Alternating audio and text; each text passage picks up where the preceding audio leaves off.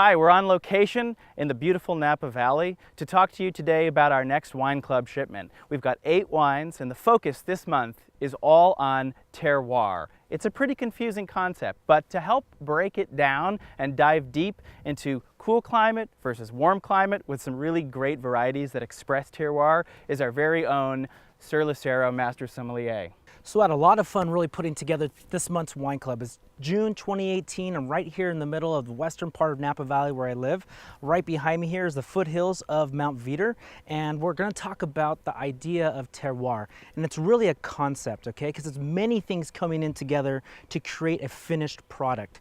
And so what we're going to do here is we're going to talk about things like soil. We're going to talk about things like climate, things like wind exposure, sun exposure, if you're on a slope, if you're in the flatlands. We're going to talk about cause and effect, and we're going to use this idea and this concept of terroir, and we're going to discuss it through the lens of 8 different wines. I chose mostly Burgundian varietals here because Chardonnay and Pinot Noir really showcase the transparency of place, probably perhaps a little bit better than any varietal in the world, any other varietals in the world. So let's just jump right into it. I'm really excited about this month's wine club. Let's get right down to the idea and the concept of terroir. First wine up to bat in June 2018's wine club here is the De Beaune Blanc de Blanc. So Blanc de Blanc essentially meaning white from white, white from Chardonnay. So we're going to take pretty much one of the coolest areas in the world where grapes actually ripen and make, world-class wine, and we're going to Champagne, to this area called the Cote De Blanc. Now there's 3 kind of major regions, and maybe there's 5 major regions of Champagne, but this is the region, the Cote De Blanc, really known for Chardonnay production. And the De Beaune family's been here since the 15th century. So there's a lot of history here. This is a grower champagne, so the people that grow the champagne actually make the champagne themselves, which is kind of more of a new phenomenon going on in Champagne right now. Something a little bit more on the clean kind of side when I think of Chardonnays from Champagne. Something not quite as rich or as powerful as Pinot Noir champagnes. And it's really actually one of my absolute favorite wines. And so I just really had to include it, even though it's not necessarily technically a still wine. So what I'm going to do is I'm just going to talk right through the Champagne right now as I taste it. As you can see, it's absolutely gorgeous, beautiful, nice and cold. You have to make sure you take control of your own beverage destiny and make sure your beverages are at the right temperature, regardless if it's 85 degrees right now in the middle of Napa Valley. It's something I highly recommend. So a quick little taste right now.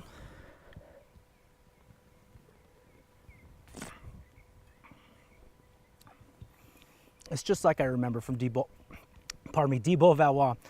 There's always a nice richness and a ripeness to the fruit here, but it's very, very clean, much like Chardonnay is. If you taste this wine and allow yourself to the bubbles to kind of like manifest themselves on your palate, then all of a sudden begin to feel there is definitely undertones of this like lemon curd. All of these Chardonnay kind of creaminess kind of flavor profiles are really beginning to show through. But what also shows through within these bubbles, within these millions of bubbles, is a really sharp kind of chalky texture that the champagne has.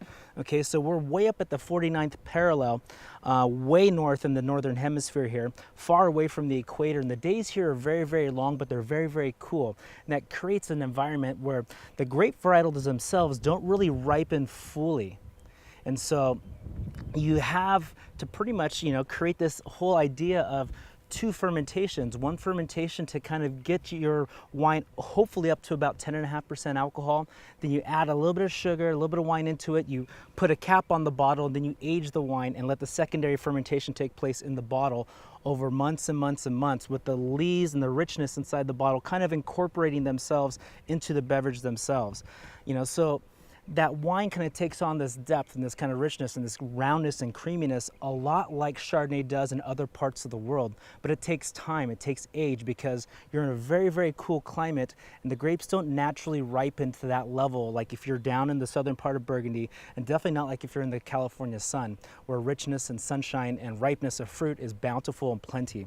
So we're going to start off talking about terroir with this idea of a very, very cool climate, making a very, very clean style of champagne from only Chardonnay grapes, from one of these producers from these families that have been in Champagne since the 15th century. It is an absolute beautiful wine. Enjoy it wherever you'd like to. I absolutely love it. I think you will as well. So for wine number 2, we're going to have the 2014 vintage here, the Dolan Chardonnay out of the Nacido Vineyard in Santa Barbara County. Now this is the northern part of Santa Barbara County in the Valley of Santa Maria, or Santa Maria Valley. And this particular area is really known for its wind, and it's a it's a pretty warm climate, if you will. But these cooling breezes that come off the Pacific Ocean really slow down the ripening process, allowing these grapes to carry out a little bit more richness, a little more depth, a little more power. So this area is a fairly dry area in terms of rainfall. So during the growing season, during bud break, maybe February, March, sometimes, April, it usually doesn't take until April for bud break to happen down in this part of California. It's usually right around February, March, and that's quite a bit earlier than Northern California where I'm standing right now. The ground warms up, the vine wakes up, and because there's not a whole lot of moisture in the ground, you have a longer growing season. Now what happens is the Nacido vineyard, which is about 800 acres in total, it's a fairly large vineyard, really gets subjected to these cooling influences of the wind that come off of the Pacific.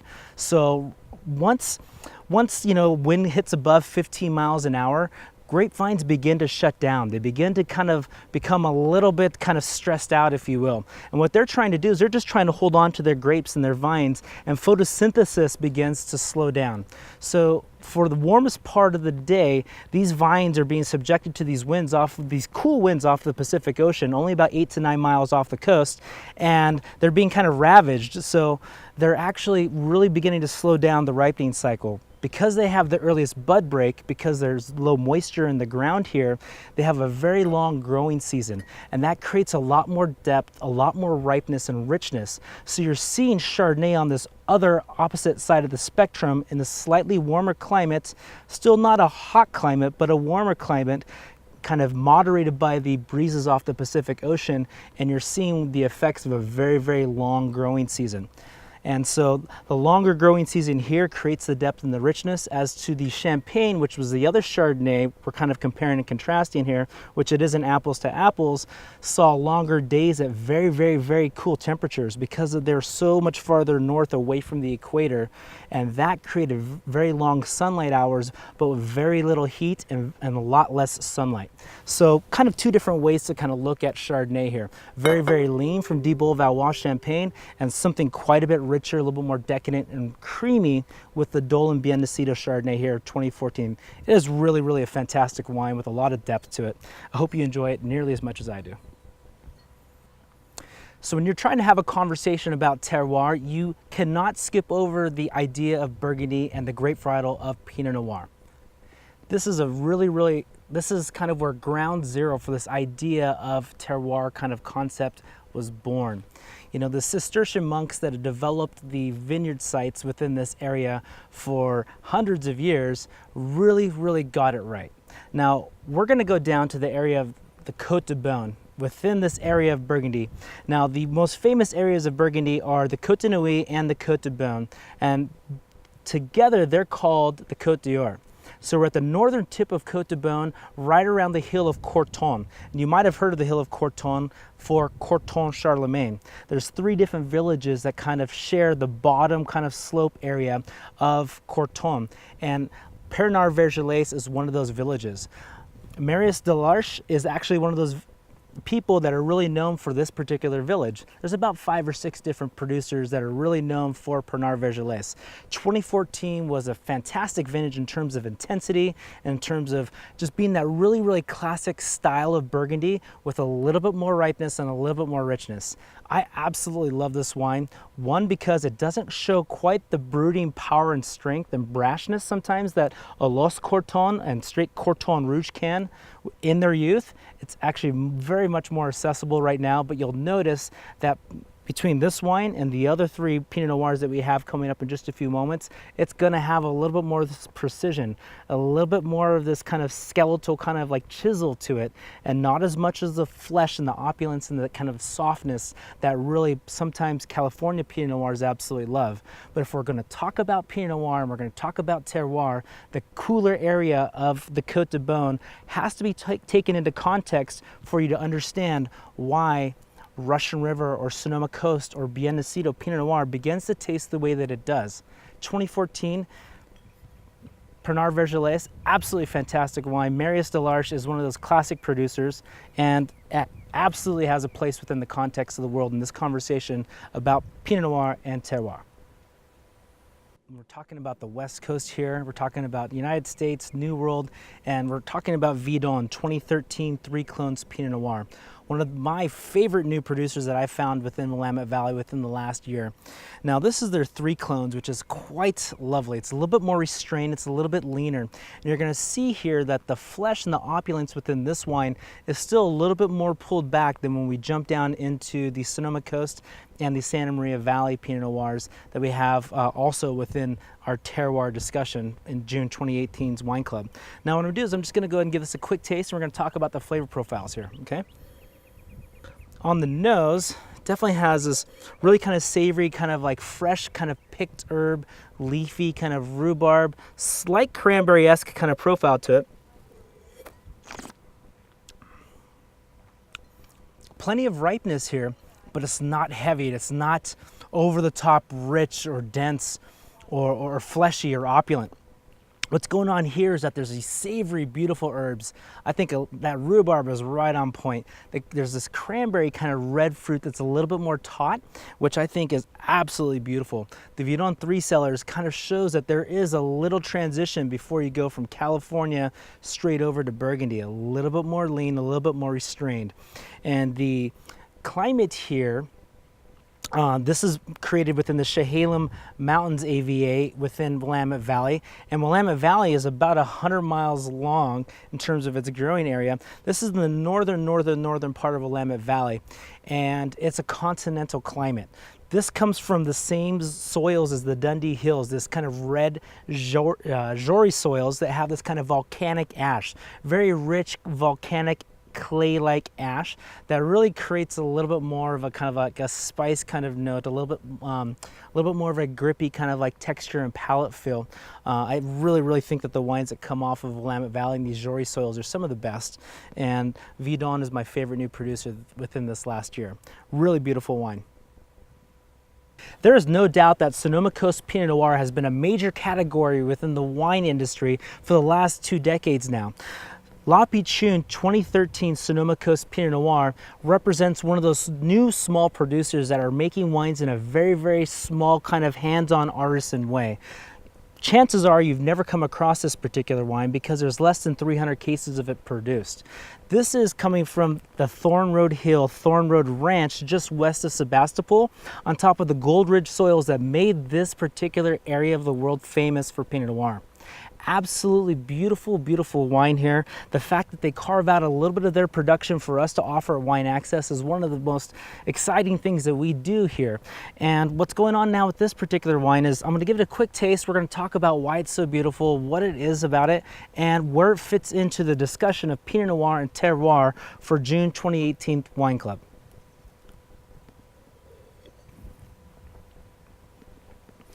Now, immediately right upon the front part of this wine, I feel a softness, a lushness, a finesse, and an elegance that shows a little bit more warmth and a little bit more of a round kind of juicy quality that for sure that the Willamette Valley didn't have, and for sure absolutely that the Beaune, the Pinot Vergelesses didn't show. But it's absolutely still very well contained, very elegant in style. I think it's really beginning to hit its stride.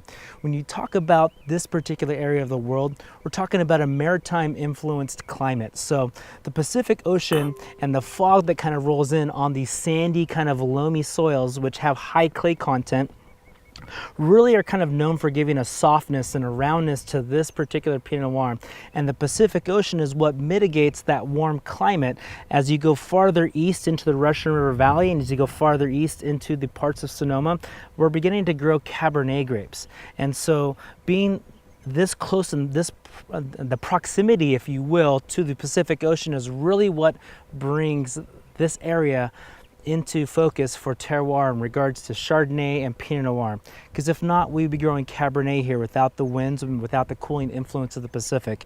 And I am very thankful for where this wine comes from because it gives me so much pleasure, and I'm really excited that to offer this wine from this kind of production, which is so small and so tiny from such a special part of the world for Pinot Noir. Last Pinot Noir that we have within this month's wine club here is a 2012 Bien Nacido Vineyards Bien Nacido Pinot Noir. Now this is the northern part of Santa Barbara County again, within the Santa Maria Valley. This wine is going to show the most soft, ripe, rich, opulent style of Pinot Noir that we have within this flight.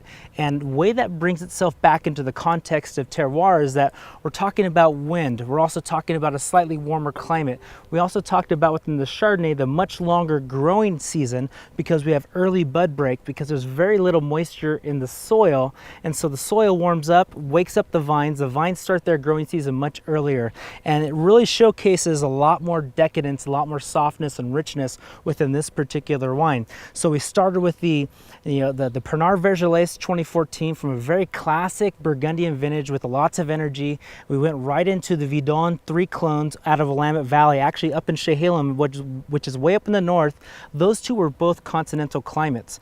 Then we got into the maritime influence climate of La Pitchoune, and that was the Sonoma coast, the Gold Ridge soils. Now we're right here at Bien Nacido, right there Santa Maria Valley, which is an east-west facing valley. As the eastern portion of the valley heats up, that air has to rise and cold air off of the ocean comes in and takes its place. That wind slows down that kind of warming effect within the wine, and now all of a sudden we're talking about a very long growing season, creating a decadent, rich, ripe, lush style of Pinot Noir that everybody's fallen in love with. I think you're going to absolutely love this wine, and you can tell it has much more density than the rest of the other wines, the other Pinot Noirs. The next wine in this month's wine club is a 2014 vintage here, the Selene Frediani Vineyard Merlot out of Calistoga. Now the pedigree of this wine is absolutely immense. The Frediani Vineyard is really well known for Merlot. Mia Klein is a winemaker that I consider a close friend and who has serious winemaking chops here in Napa Valley. Made wines at places like Spotswood, Arajo from the Islay Vineyard, the Bressler wines, wines like Dalival and Villadere. She, without a doubt, needs no introduction. In terms of Merlot, this is really truly a classic representation of what great Napa Valley Merlot is, as that really dark core of really soft, supple, ripe, rich black fruit. And it also has a kind of roundness to it, a suppleness to it that really Mia Klein showcases with her hand when she touches Cabernet grape varietals. A beautiful wine. 2014 was a fantastic vintage. I think you're going to absolutely love this wine as we stand right here in Napa Valley and talk about terroir. This is really one of the world-class Merlots that really we get to offer every year on Wine Access. The wine that I have in my hand is a 2012 Gianni Brunelli Amor Constante. Now I bring you this wine here as an exclusive for Wine Access, and we purchased a third of the entire production coming from the Gianni Brunelli estate. It's 80% Merlot, it's 20% Sangiovese, and the reason why I feel like I can put it side by side with one of the best in Napa Valley is because the climates in Tuscany and Napa Valley really aren't that dissimilar. Now we're standing right here in the northwestern portion of the town of Napa in Napa Valley, and it's warm. It's the middle of June. We're talking about the June 2018 Wine Club for Wine Access, and it's baked. It's dry around here. It's not much dissimilar from Tuscany. So you can ripen the Cabernet grapes and the Merlot grapes and the Cabernet family of grapes quite easily, as well as Sangiovese. These are warm climate grapes that really need to bring about a density and a richness of fruit here. Let me give this a quick little taste. I'll give you a quick tasting note, and you can side by side and understand why these Bordeaux grape varietals work so well in Napa, here in Napa, and also over in Tuscany. This wine is rich, it's decadent, it has a really deep, ripe core of fruit, and there's a spice.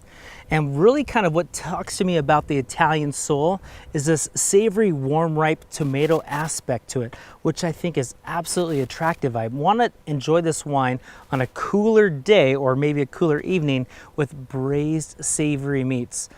Beef cheeks come to mind. You know, a braised lamb shank really sounds fantastic with tomatoes. You can even lighten this dish up a little bit with things like mushrooms, mushroom pasta, and like, you know, savory kind of dried oregano and tomato herbs and Parmesan. It's a really beautiful, beautiful Merlot. And when you talk about sometimes different parts of the world, you know, growing different, the same grape varietal, sometimes there's a similarity versus a contrast. And I really kind of want to bring these two wines together to kind of showcase that for you in the Wine Access family. Cheers.